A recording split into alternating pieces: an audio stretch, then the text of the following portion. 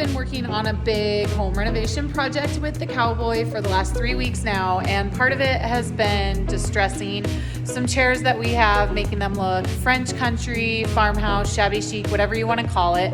And I had a couple people asking me how I was doing it, so I thought I would create a video. Remember, I am not an expert by any means, but hey, I'll show you what I do, and if you like it, maybe it'll give you confidence to try the same thing. Okay, so these chairs started out as a really dark wood stain. I'm trying to see if I can find any of it here that wasn't painted. You can kind of see it right there. We painted it with 3 coats of just regular old white paint. We have a sprayer, so we used that. As you can see, it's on there pretty thick, okay? So what I do for distressing it, giving it that farmhouse look, is I take this sander right here. You can see it's got a pretty rough grit on there. No idea what one it is. I think the lower the number, the rougher it is, or it could be the opposite way. As I said, I'm no DIYer.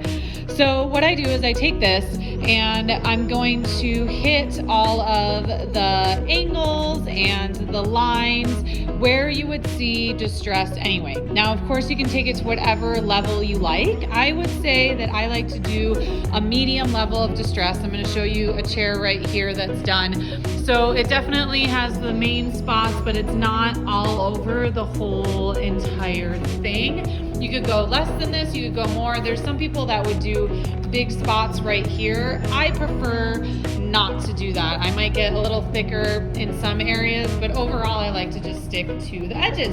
So let me show you how I do that.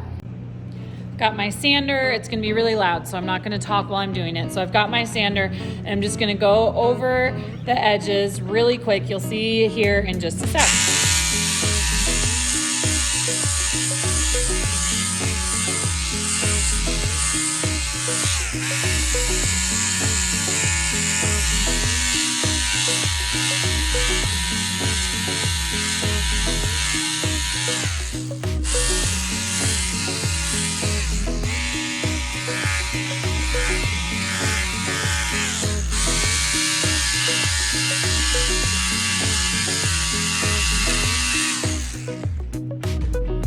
So here's an up close look at how that turned out.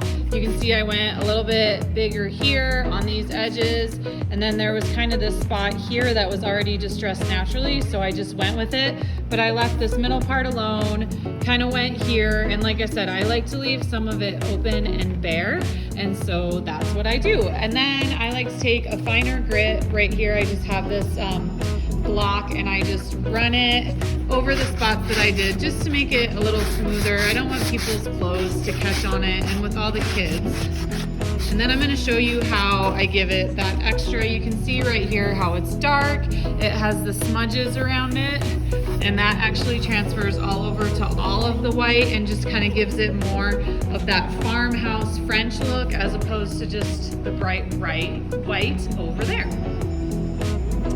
So once again, this is how I do it. It's worked for me for years now, maybe not necessarily the right way, but what I do is I've got that spot right now that's all set to go. Now, normally I would do the whole entire chair at once and then do this part, but just showing you real quick. So this is decorative finishing wax from Behr. If you follow us at prairiewifeandheels.com, you may recall this is exactly what I used to take my like super cheap came with our house kind of fake wood looking cabinets and turned them into a really beautiful dark grain. Same exact stuff. So I have this tiny brush right here. It has an angle on it, and I get just a little dab, will do ya, of the wax, and then I just paint it on right there, just on the edge. I really try hard to just stick to the places right where I want that stain.